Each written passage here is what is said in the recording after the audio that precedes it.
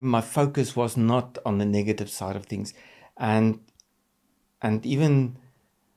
looking at or considering assisted suicide just because of dignity wasn't even a consideration for me, because you want to focus on the positive things. And I found a lot of times when